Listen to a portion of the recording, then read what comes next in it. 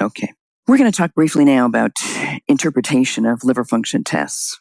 When other causes of liver dysfunction have been ruled out, such that you are looking only for drug-induced liver injury, and you have test results returned to you that are not within the normal range, there are a number of guidelines that can help you decide a course of action.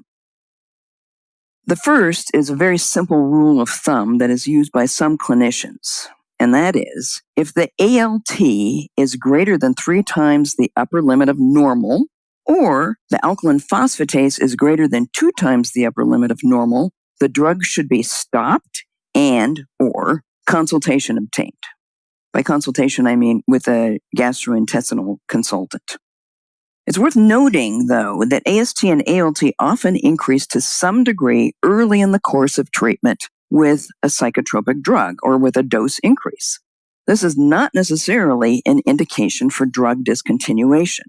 So if the AST and the ALT values are less than 3 times baseline, and alkaline phosphatase and bilirubin are normal, the liver function test can simply be checked weekly.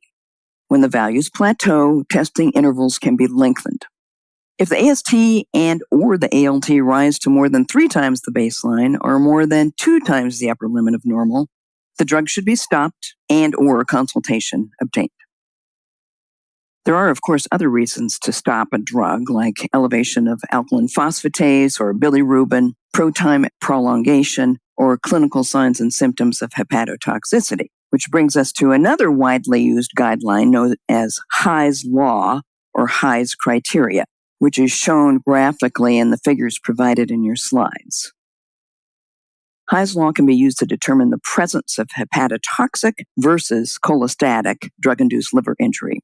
So in the first figure, we show Hy's criteria for hepatocellular injury. And these criteria are met when the transaminases, either AST or ALT, are normal at baseline, and then after the drug is started, are increased to 3 or more times the upper limit of normal, while total bilirubin is increased to 2 or more times the upper limit of normal, and alkaline phosphatase is normal or only slightly increased. Now taking a look at the next slide, labeled cholestatic injury, criteria for this type of injury are met when alkaline phosphatase is normal at baseline, and then, after the drug is started, is increased to more than 3 times the upper limit of normal, while AST and ALT are normal or only slightly elevated. If criteria for either subtype of drug-induced liver injury are met, GI consultation should be requested. Now, more recently, the Council for International Organizations of Medical Sciences set forth criteria for determining drug-induced liver injury and its subtypes using the values of ALT and alkaline phosphatase.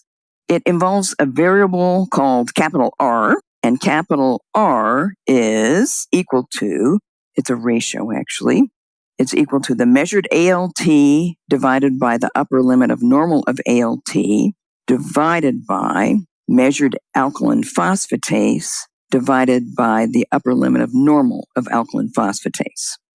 So that's how you calculate R. Hepatocellular injury can be diagnosed when the ALT is 3 or more times the upper limit of normal, and that value R is greater than or equal to 5. Cholestatic injury can be diagnosed when alkaline phosphatase is 2 or more times the upper limit of normal, and R is less than or equal to 2. Mixed injury can be diagnosed when ALT is 3 or more times the upper limit of normal, and alkaline phosphatase 2 or more times the upper limit of normal, and R is between 2 and 5. So basically a combination of the first 2 types of injury. So this is sort of the most advanced way to look at this, and you can do your own calculations and then consult GI, or you can consult GI. They'll basically do a similar kind of calculation. Key points. Liver function tests involve not only the enzymes AST, ALT, and alkaline phosphatase, but also bilirubin, both direct and total, albumin, total protein, and pro-time. Several algorithms are in use for determining the presence and type of drug-induced liver injury, and which one you use basically depends upon how involved you want to be in making the diagnoses yourself.